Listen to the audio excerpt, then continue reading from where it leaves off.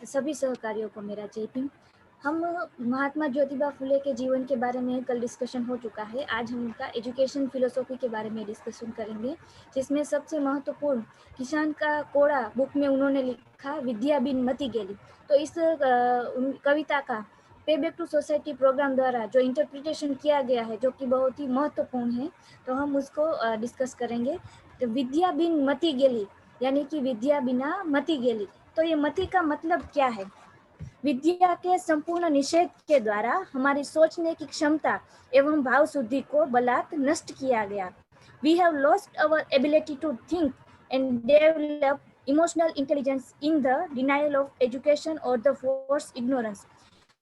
यानी कि जो हमारी इमोशनल इंटेलिजेंस एंड थिंकिंग जो हमारी है, उसको नष्ट किया गया। एबिलिटी टू थिंक यानी कि जो विचार करने की क्षमता है, उसको नष्ट किया गया विद्या के बिना, यानी कि शिक्षा के बिना। तो एबिलिटी टू थिंक और इमोशनल इंटेलिजेंस यानी कि जो भाव शुद्धि है, उसको भी खत्म किया गया।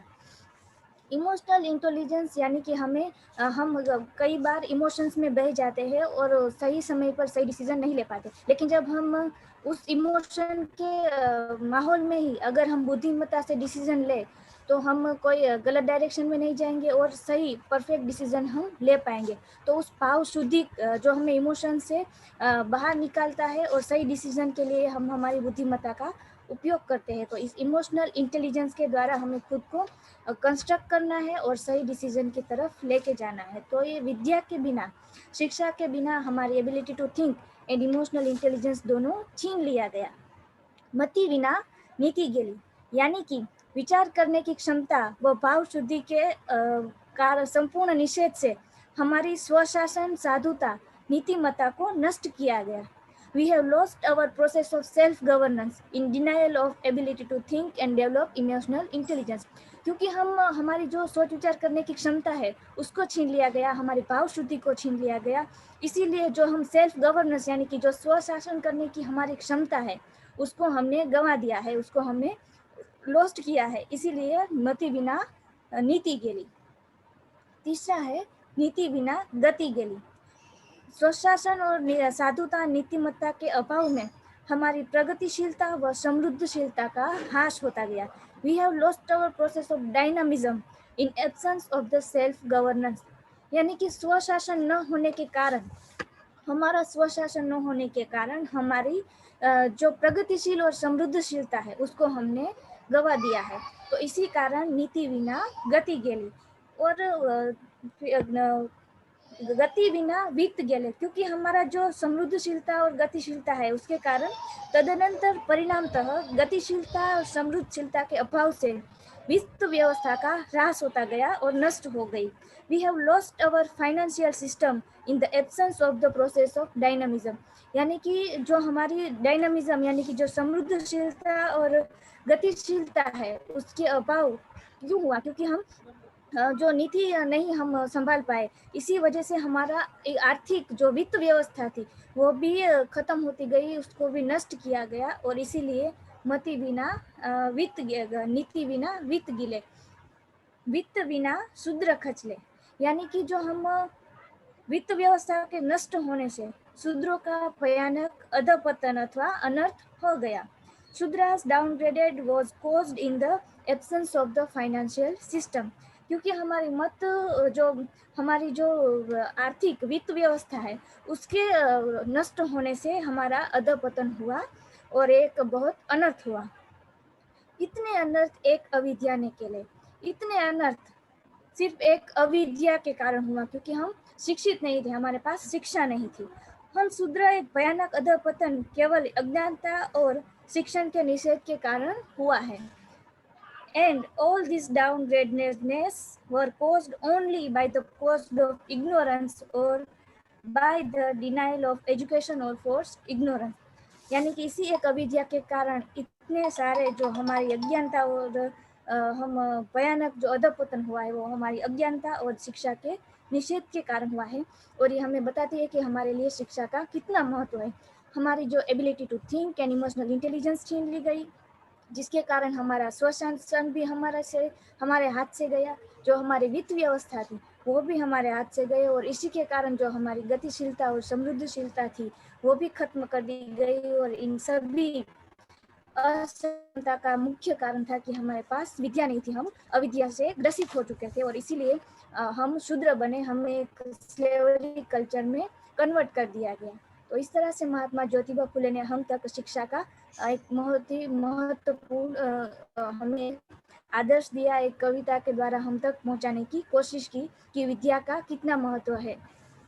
और साथ ही उन्होंने जो दिया हमें concept, challenge the concept, lead to innovation and resolve to creativity. यानी कि हमें इस मनुवादी कॉन्सेप्ट है उसको चैलेंज करना है, और लीड टू इनोवेशन, हमें इनोवेशन करना है, नई नई पॉसिबिलिटीज़ को खड़ी करना है, और रिजॉल्व टू क्रिएटिविटी, हमें क्रिएटिविटी सृजनात्मकता की तरफ जाना है और उसके ऊपर अपना कार्य करना है। तो इस तरह से ये तीनों आदर्श भी महात्मा ज्योतिबा फुले की एजुकेशन फिलोसॉफी से हमें मिलते हैं। Challenge the concept, lead to innovation and resolve to creativity. तो ये था महात्मा ज्योतिबा फुले का एजुकेशनल फिलोसॉफी। आगे हम देखेंगे डॉक्टर बाबा साहब आम्बेडकर का एजुकेशनल अप्रोच।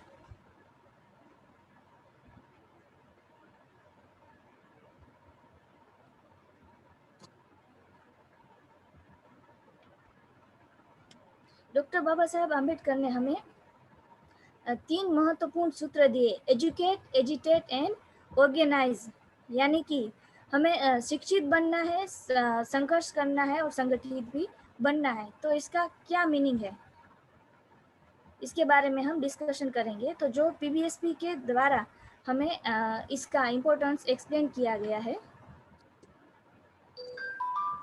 एजुकेशन यानी कि educate, learn and teach thinking. यानी कि हमें जब शिक्षित करना है समाज को, इसका मतलब क्या है, इसका मतलब है हमें थिंकिंग सिखाना है। क्योंकि जब हम सोच विचार कर पाएंगे तो हम कभी बिकेंगे नहीं, हम दूसरों के दिखाए हमें गलत रास्ते दिखाए जो दिखाते उस तरफ हम नहीं जाएंगे, और हम खुद अपना डिसीजन ले पाएंगे अगर हम सोच विचार कर सकेंगे, हम किसी भी प्रलोभन में भी नहीं आएंगे। जब हमारा समाज सोच विचार करने वाला बन जाएगा तो हम उस सारी बुराइयों को ख़त्म कर सकते हैं जो हमारे समाज को आज भी उस स्लेवरी कल्चर में विक्टिम बनाए रखे हैं। तो एजुकेट यानी कि लर्न एंड टीच थिंकिंग। यानी कि हमें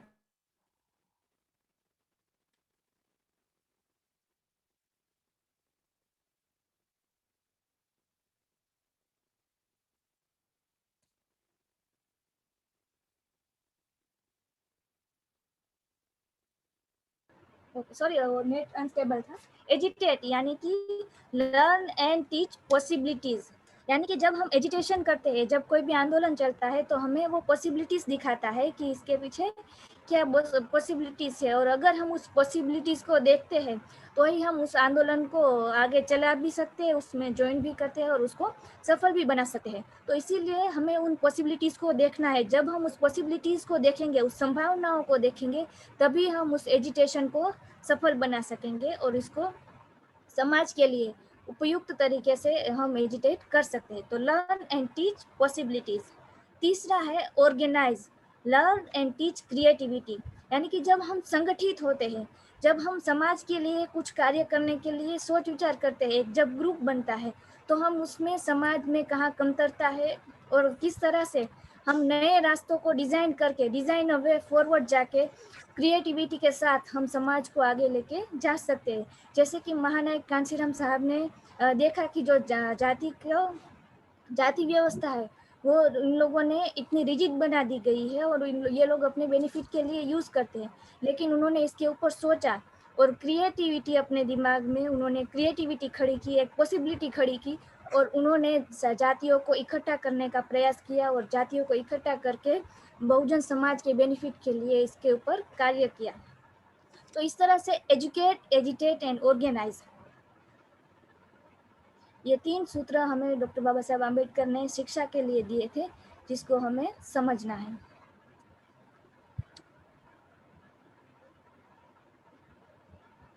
और डॉक्टर बाबा साहब आम्बेडकर का जब हम ये सूत्र समझेंगे तभी हम समाज को सक्षम बना पाएंगे। एजुकेट, एजिटेट, ऑर्गेनाइज यानी कि learn and teach thinking, learn and teach possibility and learn and teach creativity. इसी के द्वारा ही हम डिग्निफाइड सोसाइटी का निर्माण कर पाएंगे, जो रास्ता हमें महानायक, जो हमें भारत रत्न डॉक्टर बाबा साहब आम्बेडकर ने दिया है इस सूत्र के माध्यम से। इसके बाद हम डॉक्टर बाबा साहब आम्बेडकर के एजुकेशनल अप्रोच के बाद हम प्रोफेसर जॉन डेवे के बारे में डिस्कस करेंगे। प्रोफेसर जॉन डेवे, जो कि डॉक्टर बाबा साहब आम्बेडकर के जीवन में बहुत ही एक महत्वपूर्ण व्यक्ति थे। जब उन्होंने कास्ट इन इंडिया अपना रिपोर्ट प्रेजेंट किया था, तभी वहाँ पर प्रोफेसर जॉन डेवे थे और बहुत ही इम्प्रेस हुए थे वहाँ डॉक्टर बाबा साहब आम्बेडकर की इंटेलेक्चुअल से और उनके प्रेजेंटेशन से, और उनका काफ़ी चर्चा रहता था। और प्रोफेसर जॉन डेवे के बारे में ऐसा कहा जाता है कि अगर हमें डॉक्टर बाबा साहब आम्बेडकर को समझना है तो उससे पहले हमें प्रोफेसर जॉन डेवे को समझना होगा। जब हम बाबा साहब के लिखे स्पीचेस, राइटिंग्स एंड स्पीचेस या उनके कोई भी साहित्य को देखेंगे तो उसमें प्रोफेसर जॉन डेवे का रेफरेंस आएगा, और 50 से ज़्यादा बार ये रेफरेंस प्रोफेसर जॉन डेवे का बाबा साहब के द्वारा दिया गया है। एनिहिलेशन ऑफ कास्ट इस बुक में भी आप जॉन डेवे का रेफरेंस देख सकते हैं। और जब डॉक्टर बाबा साहब आम्बेडकर उनसे मिले थे और जब दूसरी बार डॉक्टर बाबा साहब अपना डॉक्टरेट डिग्री लेने के लिए गए, तब उनको वहाँ पे जाके पता चला कि प्रोफेसर जॉन डेवे का मृत्यु हो चुका है, परिनिर्वाण हो चुका है।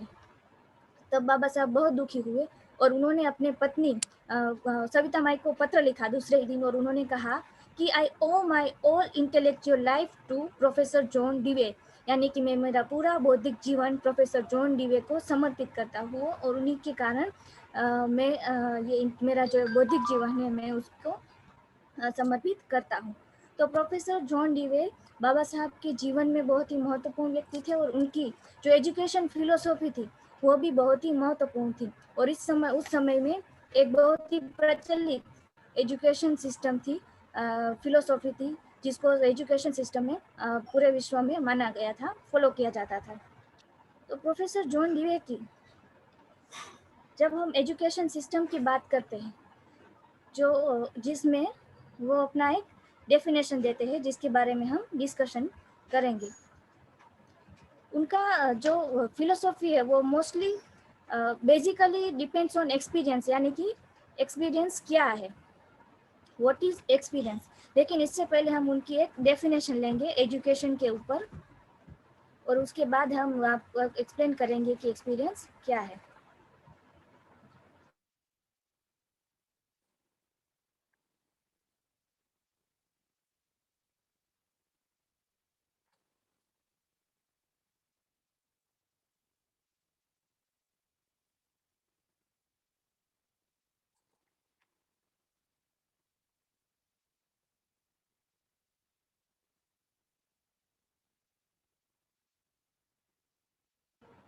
Hello, yes. एजुकेशन, जो हम एजुकेशन फिलोसॉफी की बात करते हैं जॉन डीवे की, the most definitely and insincerely and they most definitely and sincerely it is held that education is a development within, by and for experience, यानी कि education is development within the experience, by the experience and for the experience.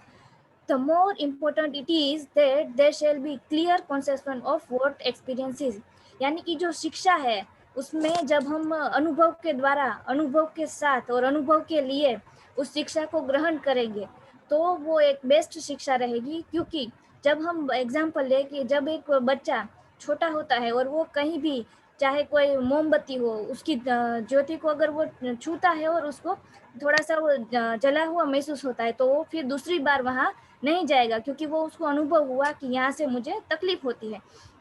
इसी तरह से जब हम experience करेंगे कोई भी वर्क को या कोई भी स्किल को, तो एक्सपीरियंस के साथ हम उसको वो हमारा डेवलपमेंट करेंगे, तो जो एक हमें अनुभव मिलेगा उसको बताया गया है। लेकिन ये तब कि जब हमारे माइंड में एक क्लियर कॉन्सेप्ट हो कि एक्सपीरियंस क्या है।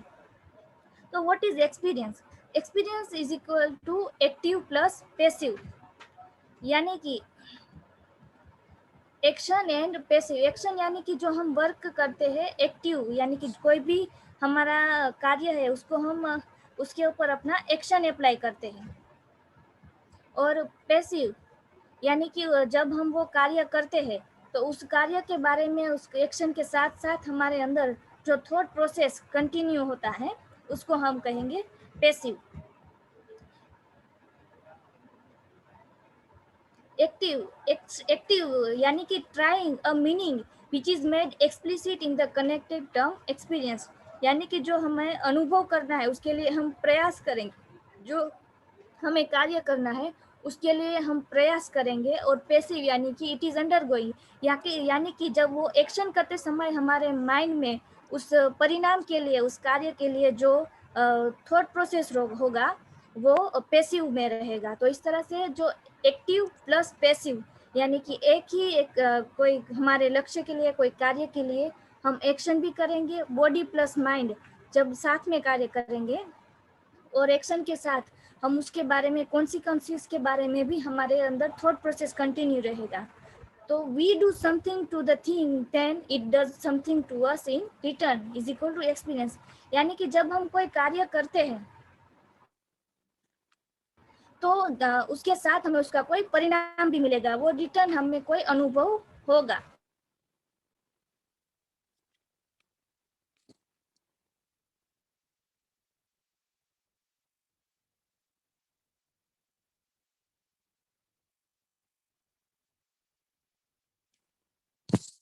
हेलो मैडम प्रियंका दी बेन।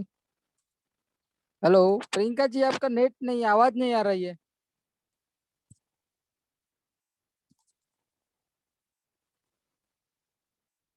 हेलो प्रियंका जी, प्रियंका जी आपकी आवाज नहीं आ रही है। हेलो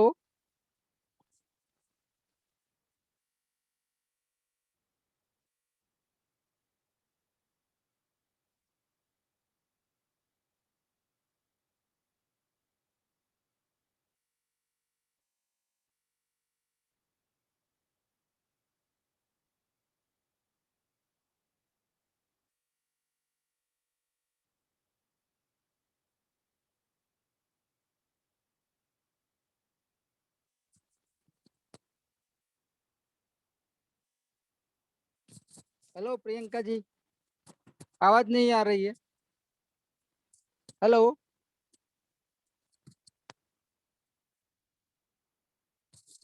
मैडम, आपकी आवाज नहीं आ रही है। हेलो, शायद लग रहा है आवाज नहीं है, नेट का प्रॉब्लम है। थोड़ी देर वेट करते हैं।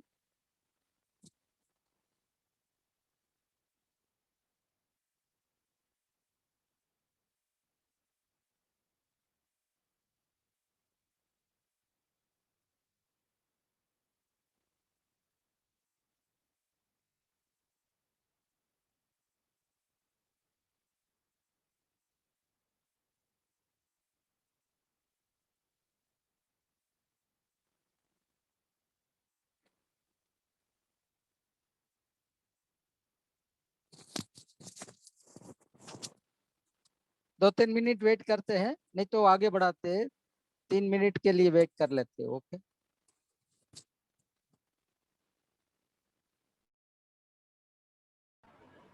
हेलो, यस यस, मारे सॉरी नेटवर्क इश्यू ना લીધે લીવ થઈ હતી। આપણે સ્ટાર્ટ કરીએ 1 મિનિટમાં।